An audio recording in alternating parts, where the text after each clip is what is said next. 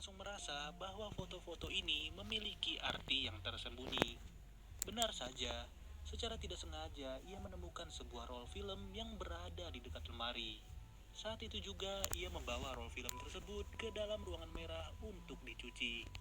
Dari Jane setelah melihat kondisi Natre yang sedang dilecehkan, yang dimana ia diganggu oleh teman-temannya Tan, bahkan ia juga diperkosa di dalam laboratorium. Di saat yang bersamaan, Tan masuk ke dalam ruangan merah dan terkejut melihat Jane yang sedang menangis.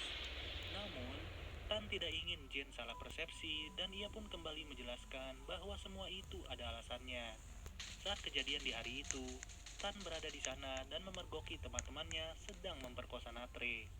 Akan tetapi, teman-temannya memaksa Tan untuk memotret kejadian itu agar Natre tidak berani melapor polisi atau akan disebarluaskan. Dari scene itu juga menjelaskan bahwa peristiwa pemerkosaan ini sudah terjadi setelah teman-temannya Tan mengganggu Natre di dalam lift. Dengan kata lain, Tan sengaja menjauhi Natre bukan karena memilih teman-temannya, melainkan ia sudah mengetahui bahwa Natre tidak lagi menjadi milik Tan sepenuhnya. Tapi tetap saja, Tan langsung ditinggal oleh Jane yang sudah kecewa dengan dirinya. Ketika itu juga, ia pun langsung menantang sosok Natre untuk hadir di hadapannya. Ia juga sengaja memotret setiap ruangan dengan harapan akan ada sosok Natre yang hadir bersamanya. Namun, karena tidak ada yang terlihat sedikit pun, ia langsung kesal dan melempar kameranya saat itu juga. Secara kebetulan, kamera itu malah menghadap ke arahnya dan langsung memotret secara otomatis.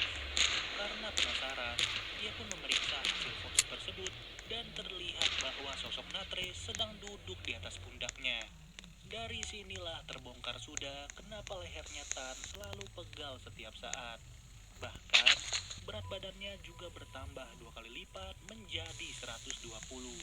Tidak hanya sampai di situ, kedua matanya Tan malah ditutup oleh Natre dan ia pun tidak mampu untuk melihat sekelilingnya.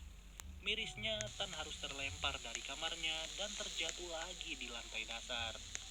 Lalu, Jen yang tidak lagi menjadi pacarnya Tan merasa peduli dan sengaja berkunjung ke rumah sakit.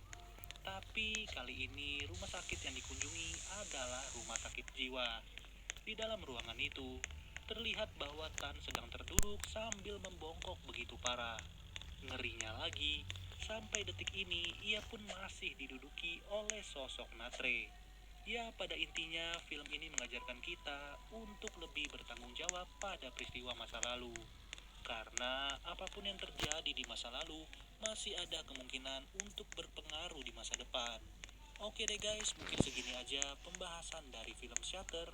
Sampai bertemu lagi di video berikutnya. Gua Nandi cabut dulu. Dadah.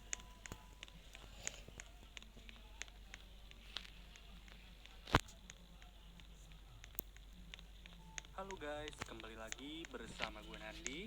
Pada video kali ini, gue akan membahas salah satu film anti mainstream berjudul The Last Showing. Tidak pernah lupa, gue selalu mendoakan tanpa henti-henti. Di lain situasi, scene langsung beralih lagi kepada seorang kakek tua bernama Stuart yang bekerja sebagai pelayan di salah satu bioskop. Sehari-harinya, Stuart selalu dibikin pusing dengan setiap pasangan yang selalu memanfaatkan area bioskop sebagai tempat bermesraan baik itu di lorong bioskop maupun di dalam teater.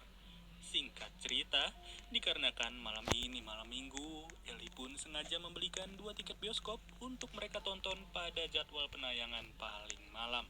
Padahal bioskop yang akan mereka kunjungi hanya akan menyisakan satu pegawai yaitu Stuart sendiri.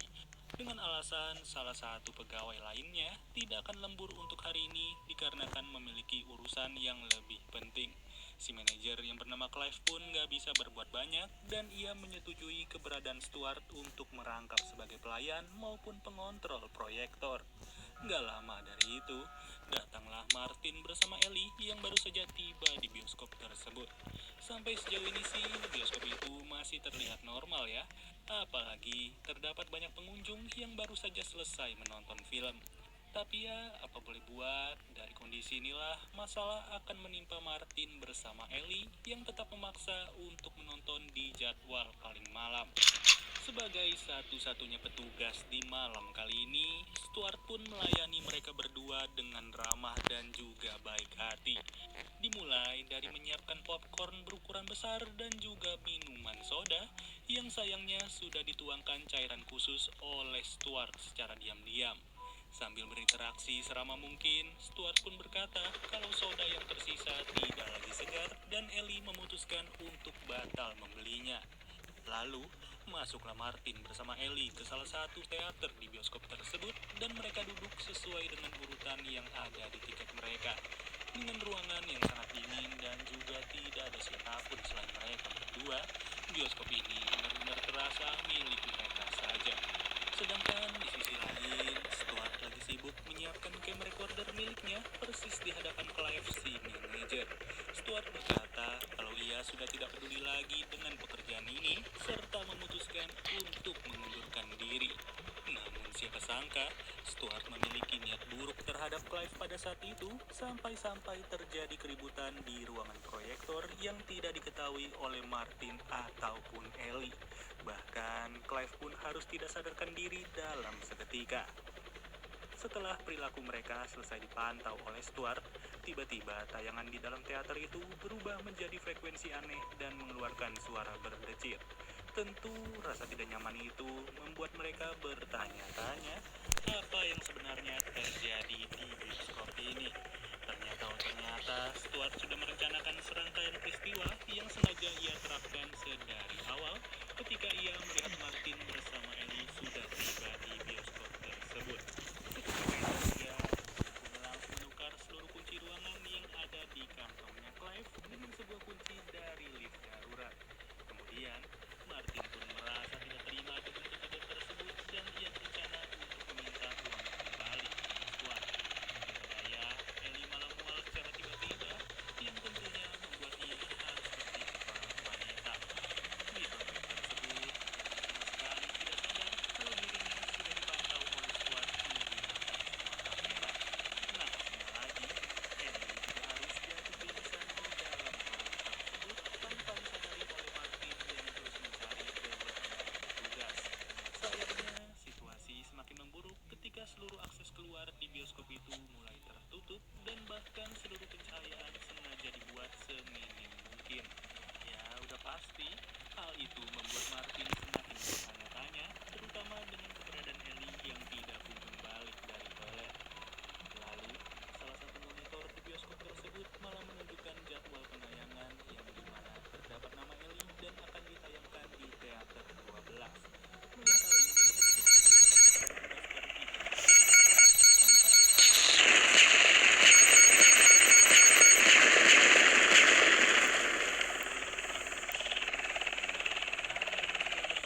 terhadap lokasinya itu. Tidak sampai di situ, ketika mereka berdua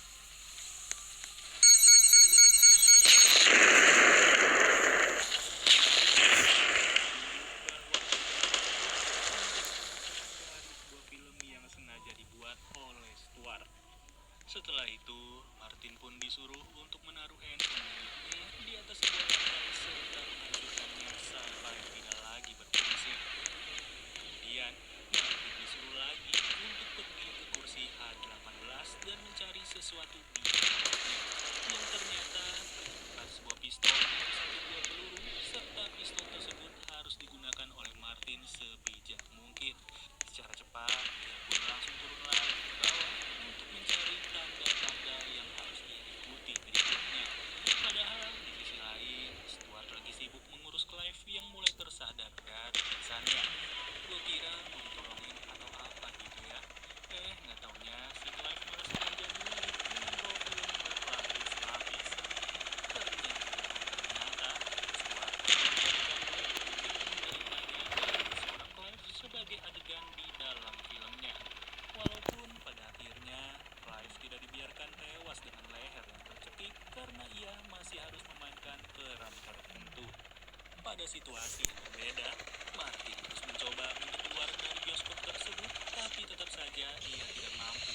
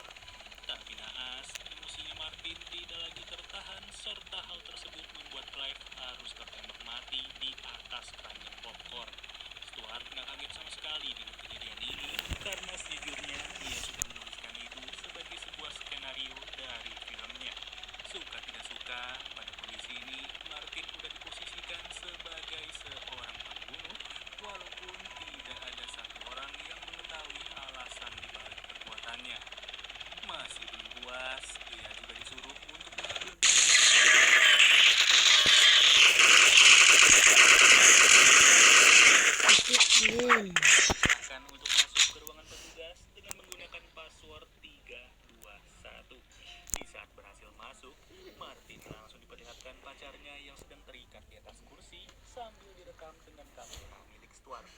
Beruntung, Martin pun menyadari hal tersebut dan dia langsung membawa Ellie pergi dari ruangan ini. Ya, lagi-lagi tindakannya itu sangat sesuai dengan skenario yang ditulis oleh Stuart tanpa disadari oleh Martin sendiri.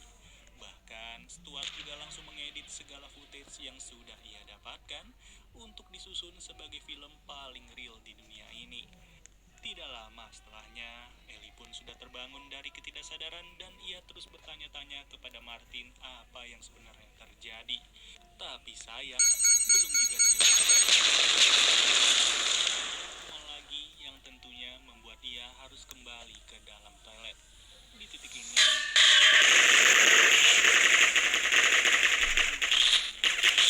yang dia juga memang sih Martin gak pernah menyangka kalau dompet milik Clive akan terjatuh dari kantongnya. Alhasil, Ellie pun menyadari hal tersebut dan ia langsung mencurigai kalau pacarnya itu baru saja membunuh seseorang di bioskop ini. Ditambah lagi, Ellie juga mulai curiga dengan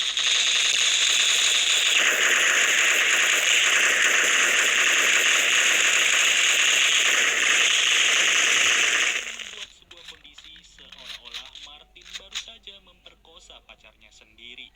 Dengan kondisi inilah, nggak ada lagi satu kata yang bisa diucapkan. Menduga kalau acara nonton film bakal jadi semumet ini. Pinternya, Stuart memanfaatkan situasi tersebut dengan scene twist miliknya dan ia langsung menyampaikan hal-hal positif di bioskop itu melalui sebuah speaker.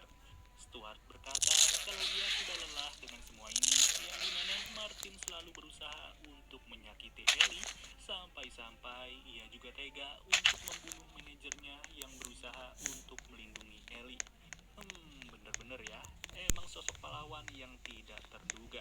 Sampai-sampai Ellie pun percaya akan hal itu dan ia langsung khawatir dengan keberadaan pacarnya sendiri. Mau bagaimanapun cara yang digunakan oleh Martin untuk menjelaskan, tetap saja ia tidak akan didengarkan lagi oleh Ellie yang ujung-ujungnya Martin harus pingsan di toilet tersebut. Selayaknya kakek tua yang tidak tahu apa-apa, Stuart bercerita kalau ia sudah bekerja di bioskop ini kurang lebih 25 tahun, tanpa kenaikan jabatan sama sekali dan bahkan ia juga selalu direndahkan oleh orang-orang yang lebih muda dari dirinya, baik karyawan bioskop itu sendiri maupun para pengunjung yang tidak punya rasa hormat terhadap dirinya yang lebih tua. Beberapa menit dari perbincangan itu, Martin pun sudah terbangun dari pingsannya dan ia langsung bergegas mencari keberadaan Ellie dengan mengikuti tetesan darah. Sialnya, Ellie pun semakin percaya akan perbuatan Martin ketika Stuart menunjukkan segala rekaman CCTV di hadapannya. Dari situlah, Ellie pun langsung disuruh untuk menghubungi polisi agar mereka segera tiba di bioskop ini dalam beberapa saat lagi.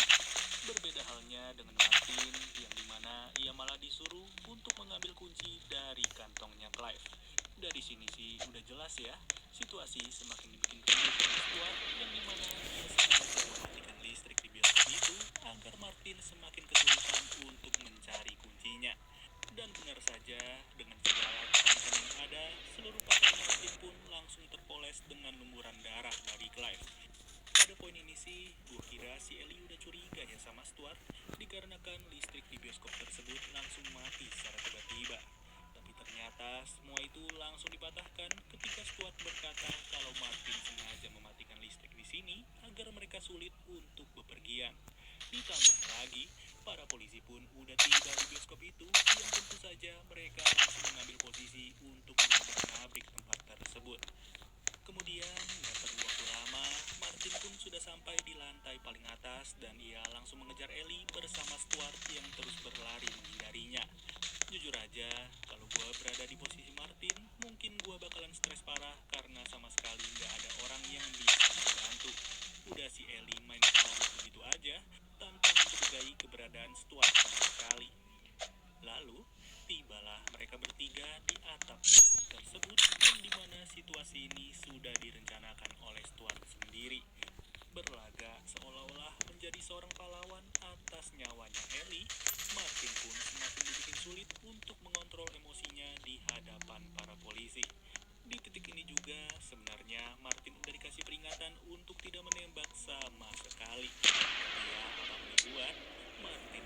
mencoba untuk menembak Stuart pun harus ditembak terlebih dahulu sampai-sampai ia meregang nyawa di atap bioskop tersebut. Singkat cerita, scene berawal sudah dibawa ke ambulans dan Stuart malah dipuji habis-habisan oleh polisi. Tentu ia dipuji akibat keberhasilan dan hal itu nggak jauh berbeda dengan Ellie yang udah berhasil dibodohi oleh Stuart. Ia merasa aman-aman aja atas kematian pacar sendiri, padahal masing-masingnya udah. Di akhir scene dari kasus ini, Stuart pun bersuka cita atas berakhirnya film yang ia buat, yang dimana film tersebut